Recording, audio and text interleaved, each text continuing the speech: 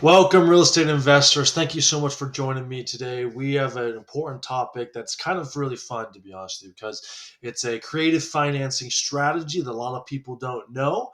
But we're going to talk about how to fund a deal and seller financing specifically, right? So before we've talked about financing a deal with traditional mortgages using a local lender, a national lender, or a conduit lender.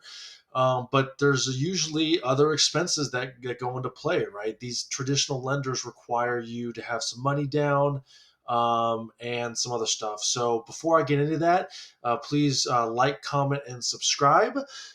This helps you out. This helps me out. This helps the whole world out. It's how the economy keeps going. And I really appreciate your love and support. So thank you so much for doing that. And as always, feel free to reach out to me if you have any questions or want more further deep dive or want to network a little bit. I love networking with people who follow my content, and I've done it many years in the past, and still good friends with some of the people that have watched my content over the years. So definitely look forward to building a relationship with you. All right, so continuing on what we were talking about. So national, local, and conduit lenders. What they will usually require is a 20 to 30% down. Now, sometimes like there's some recent Fannie Mae rules, and this is a little tidbit. This is like a little expert tip going on. It's November 28th, 2023, just to give you an example of when we're doing this.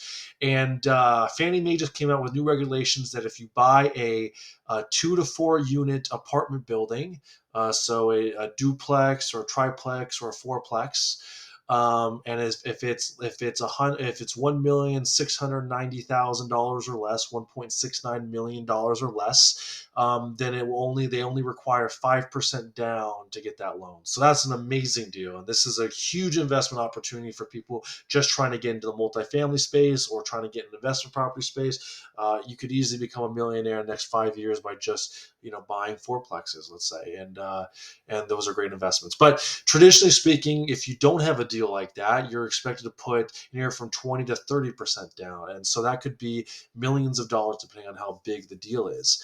And you also have acquisition costs like closing costs and other fees, as well as capital expenditures to pad your account to weather the storm. So these are all things that you need to have money for as well. And if you're not getting it from your loan, you're going to have to get that money somewhere, and you're usually going to raise that money from investors or friends and family or seller financing owners. That's what we're going to talk about today.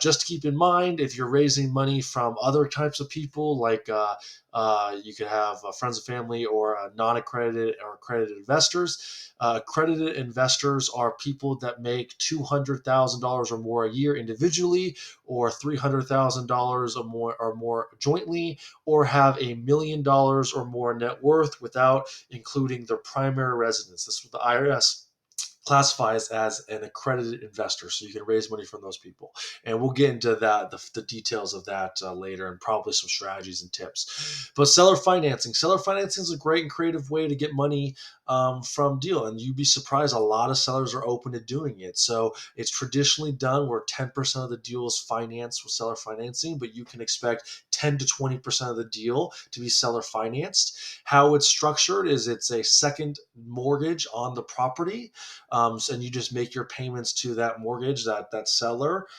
throughout time, and that's how it normally goes.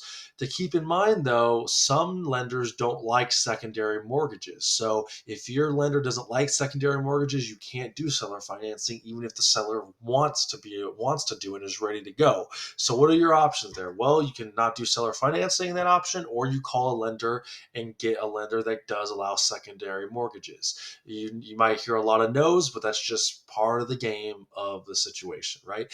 And so I'm not going to talk about all the ways to structure seller financing. I just want to give you an idea, and this is going to be a short video, but it's really important because seller financing is a crucial tool in creative financing techniques. You can structure the deal many different ways, and one of the ways is you can have no interest payments, and you can have just paying down the principal for a set period of time, and at the end have a lump sum payment where you pay all the interest at once and the remaining part of the loan. You can do a variety of things. So research your options, talk to other investors, other friends. We can chat more about all the other options later.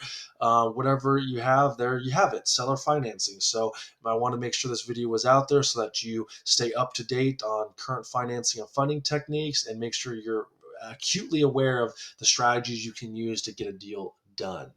So, happy apartment hunting, your fellow multifamily real estate investment expert, Connor Scott McCarl, out.